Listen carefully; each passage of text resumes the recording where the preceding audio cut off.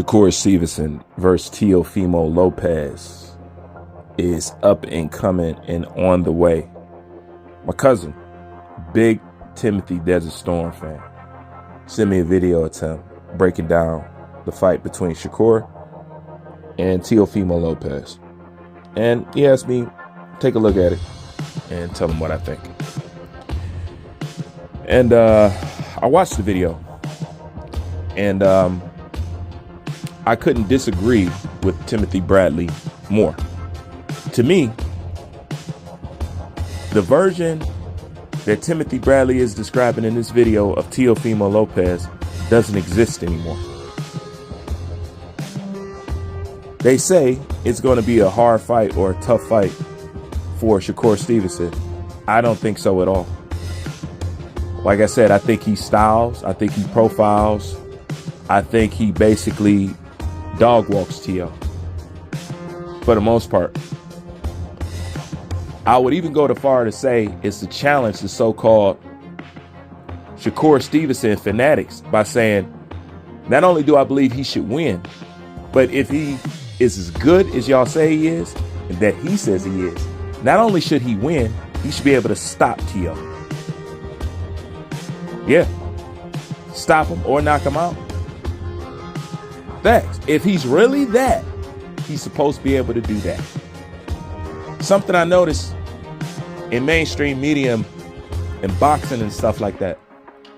Do you ever notice how they always side with the power, but never the skills to pay the bills?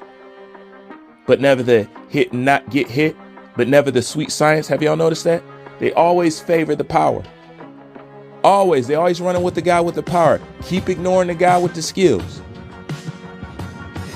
Always putting the power up front. That's why I say boxing miseducates. You notice they always doing that? Listen, I get it. But the footwork and the explosiveness that people are talking about with Teo hasn't been present for quite some time. All right? The speed that they supposedly talking about, the feet and all that other stuff, his feet ain't been the same in quite some time since he messed up his foot. Teo can't move like that no more, and Teo don't hit like that no more. And most importantly, which I'm glad SHAKUR Stevenson brought up, because this is what means everything. All the stuff that I said is just a side entree to this main thing. And the main thing is this: SHAKUR can mentally break Teofimo LOPEZ. He has a style that can break him, and he can mentally break him. That's the biggest thing. Teo is mentally weak and he can be broke. And SHAKUR got that type of style that can break him in front of your eyes. He's already broke if you pay attention to his body language and the way he's acting. He knows what time it is. But yeah, he can break him. He's mentally broke. We're still talking about the guy who got beat by Cambosis. And most importantly, now this is psychological now, didn't want to revisit a rematch or didn't want to get that back. To add on top of that, this is a guy who's been avoiding people like SHAKUR this entire time. I understand they're impressed by Lomachenko and they're impressed by Josh Taylor. But this is the thing. Teofimo LOPEZ didn't do nothing except hide in between the cracks to where you guys overcompensate and overhype certain fighters. So when he comes in and beat that person, you think, and he thinks to us, he's supposed to live by that standard when that standard was inflated. What do you mean? Y'all inflated Lomachenko. Y'all inflate him. I like Josh Taylor, but let's face it, at least that version he fought, plus he already lost to Jack Catterall. I think as soon as Josh Taylor won undisputed, he lost all his hunger. He lost everything. Some people is like that because he wasn't the same since he came back. I think he got to a place that he probably thought he'd never get to, and he was really satisfied with it. And he ain't been the same since. Let's face it. Y'all overhyped Lomachenko. Lomachenko was always, he was pretty good, but for the most part, he was basic. But y'all overhyped him. And because Teo comes in and beat him, we're supposed to look at him with the same overhypeness and achievements of beating this overhyped fighter.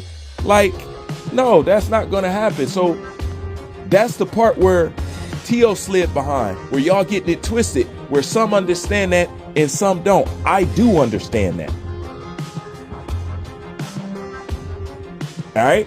So at the end of the day, you have to think about those things. He's no longer the guy that he used to be. He's mentally weak, and most importantly, he don't even know if he still got it. You attack something like that. The moment you got a fighter to go in there and talk about, man, I don't know if I still got it, you can knock on that door and creep in again anytime because it's there.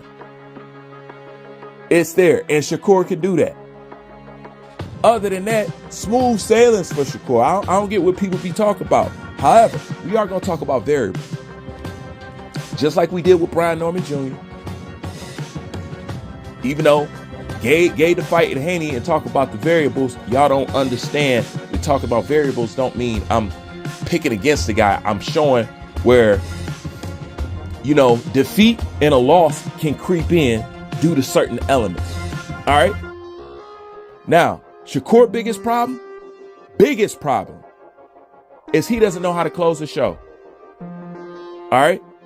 In the end, in between the inches of time, that could become a problem.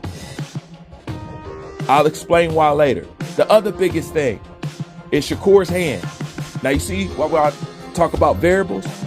Because whether his hands are healthy or not, that's a whole different type of fighting scenario, isn't it?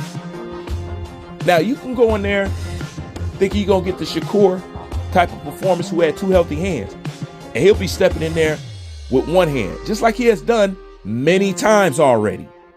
And we couldn't understand the performance, why he's not throwing the jab. Now, to all the people that say I hate on SHAKUR, I'm saying he should stop the boy. What you saying he should do? That's what I want to know.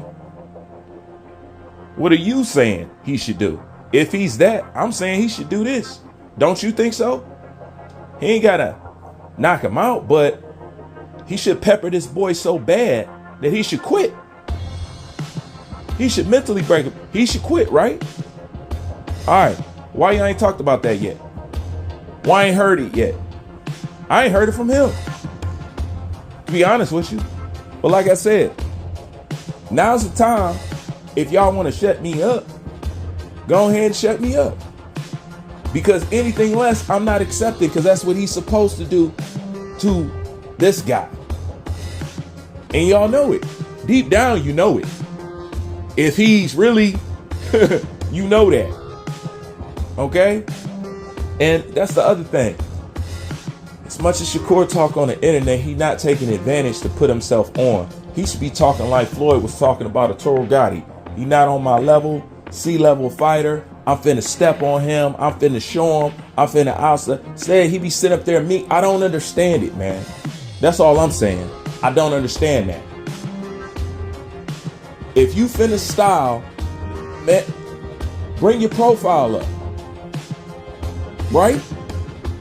The fight dry, right? They don't think nobody interested in it, right? You do all that tweeting, right? Put that energy into that. And then put on a dog-ass performance. That's how you start momentum. Whether good or bad, is good momentum. So you can stop hating on everybody else's momentum that you see them get. Because you chime in on everybody else's business, chime in on your business. Handle this. Show us ass in seats performance, you know what I'm saying, in and out the ring. Do it. If you number one. Y'all problem is, once somebody say something, I hold them to it as far as standard. I analyze them in that light. If it don't hold up, it don't hold up. How's that my fault? Because I can be honest and you want to be somebody's friend. Just saying.